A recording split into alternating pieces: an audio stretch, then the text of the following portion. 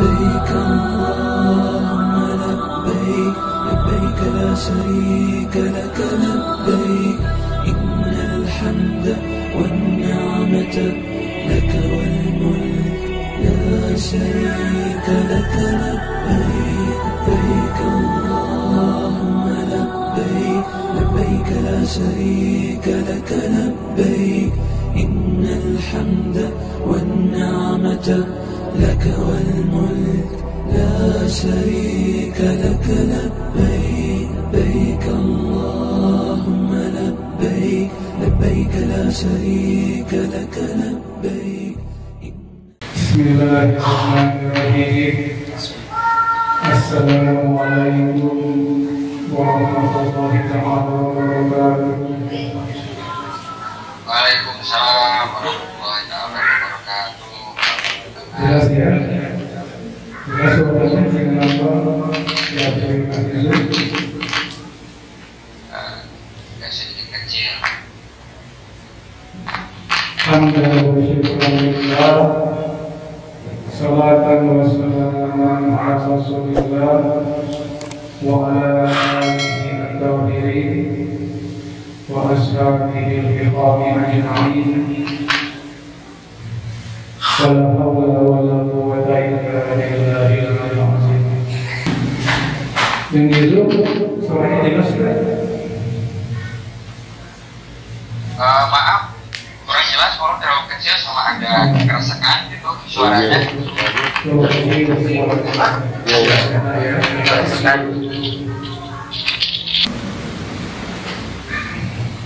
Bismillahirrahmanirrahim. Ya ayyuhar rahman, wahai para tamu-tamunya Allah Ta'ala, kita akan mulai melakukan manasik umroh pada sore ini.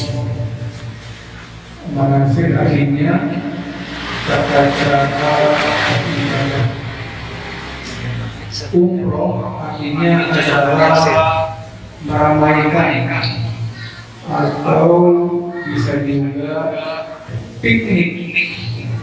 Tapi harus ke tanah suci pikniknya, yaitu menziarahi atau mengunjungi Ka'bah, Baitullah, dan masyarakat beberapa tempat atau lambang dari keagungan Allah Ta'ala. Jadi umroh dilakukan setelah kita mikot. Mikot artinya tempat memulai, tempat berniat untuk memulai ibadah umroh. Karena rombongan kita akan dahulu ke Madinah, maka kita akan melakukan mikot di Bir Ali. Bir Ali adalah suatu tempat setelah Madinah ke arah Makkah. Jadi nanti ada namanya mandi untuk ihram, lalu niat, lalu mandi dulu, sholat, baru niat. Saya akan terangkan secara pelan-pelan, tidak langsung secara detail. Saya bicara kebetulan kepada para peserta. Jadi umroh adalah ibadah sunnah yang sangat baik dilakukan.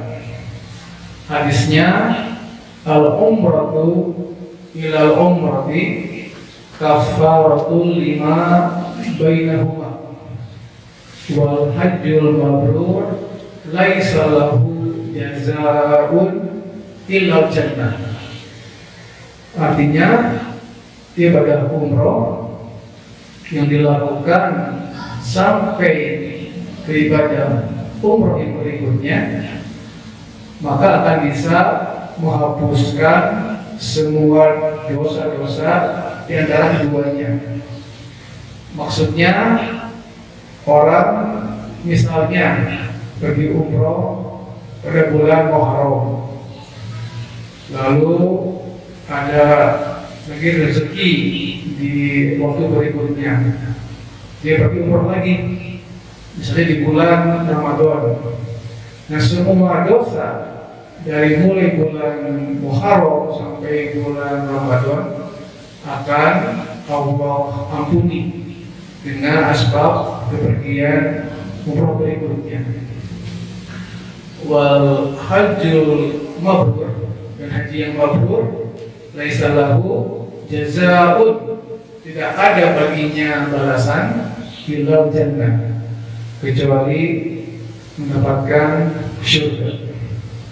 Jadi saya akan mulai membahas dari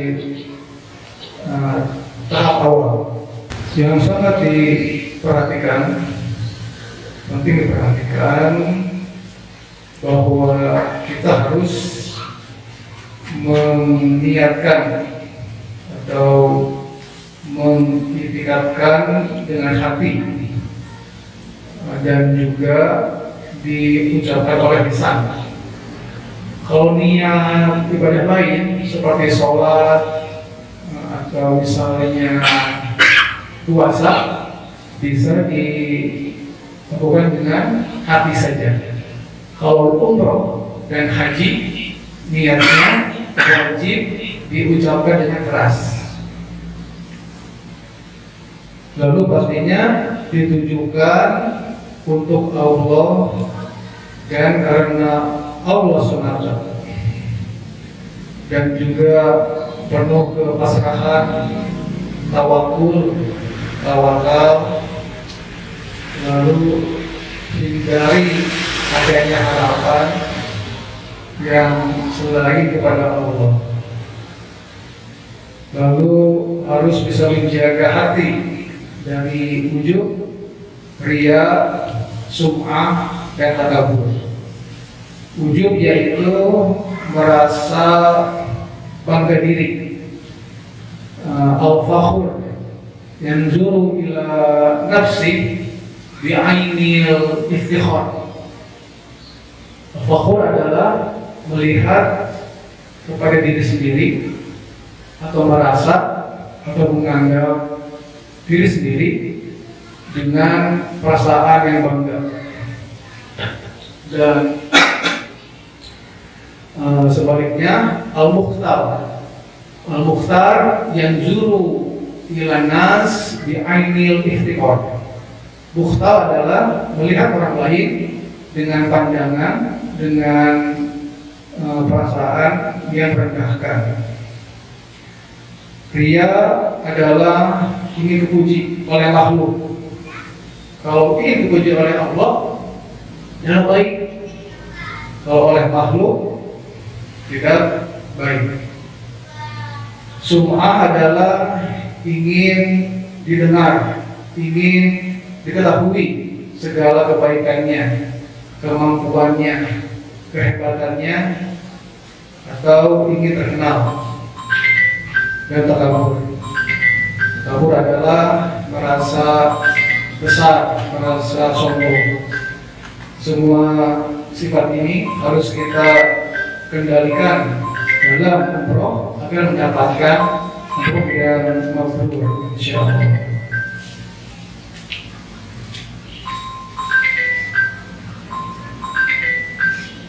Jadi umroh itu mempunyai beberapa fadilah atau keutamaan, seperti akan diampuni semua dosanya, lalu mendapat ganjaran surga, lalu biaya yang dikeluarkan untuk umroh adalah sama dengan biaya untuk fisabilillah. Karena itu tidak akan rugi orang yang pergi umroh dengan niat yang ikhlas, adab yang baik, dan juga dengan pengamalan yang sempurna. Lalu mendapatkan pahala jihad. Lalu bila meninggal ketika berumroh akan termasuk mati syahid, dan juga diterima doa-doanya untuk orang lain.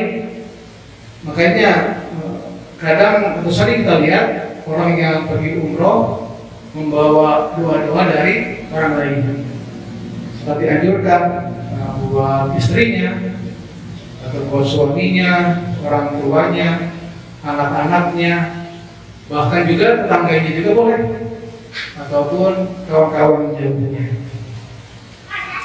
Begini, kalau sholat fardu lebih diutamakan berjamaah. Kalau umroh terbalik, umroh itu lebih utama sendirian. Berjamaah boleh sama rombongan, tawaf berbarengan, ya kan, sa'i berbarengan, itu boleh. Tapi lebih utama kalau sendirian melakukannya. Karena itulah saya ingin semua jemaah kita bisa paham, bisa mengerti dengan seksama apa saja tahapan ibadah umroh. Jadi agar bisa mendapatkan keutamaan yang paling utama. Insya Allah saya akan membimbing para jemaah untuk umroh yang pertama aja. Dari mana? Dari Miqat Bir Ali lalu ke Mekah. Nah, untuk badalnya atau untuk untuk badal sebaiknya sendiri aja dan lebih utama nilainya. Nah, ini ada beberapa syarat untuk umroh. Yang pertama adalah harus beragama Islam. Yang kedua adalah sudah balik. Kalau anak belum balik, boleh umroh enggak? Anak belum balik, boleh umroh tidak? Ya boleh saja, tapi pahalanya untuk orang tuanya kan belum balik. Dan juga umroh itu buat mereka sebagai latihan agar tahu melakukan umroh setelah mereka sudah balik. Lalu syarat yang lainnya adalah berakal sehat, lalu merdeka, menghamba sahaya, tidak sah berumroh, dan juga istiqomah, artinya mampu baik dalam biaya, dalam kesehatan, dan dalam waktu. Inilah syarat-syarat untuk berumroh. Nah, sekarang rukun umroh ialah ketentuan yang apabila tidak terpenuhi maka umrohnya tidak sah. Saya ulang, rukun umroh ialah ketentuan yang apabila tidak terpenuhi maka umrohnya tidak sah. Apa aja itu rukun umroh? Pertama, berihram, berpakaian ihram. Kalau lagi pakai ihram, apa namanya? Muhrim. Jadi orang suka salah paham ya, bukan muhrim, itu salah, bukan mahram. Kalau muhrim itu artinya orang yang berpakaian ihram. Di Indonesia kadang orang salah sebut bukan muhrim, ini maksudnya bukan mahram. Lalu tawaf sebanyak 7 putaran melawan arah jarum jam. Lalu sa'i, tahallul, tertib, selesai. Itu umroh segitu aja, ya kan? Jadi kita praktekkan satu persatu.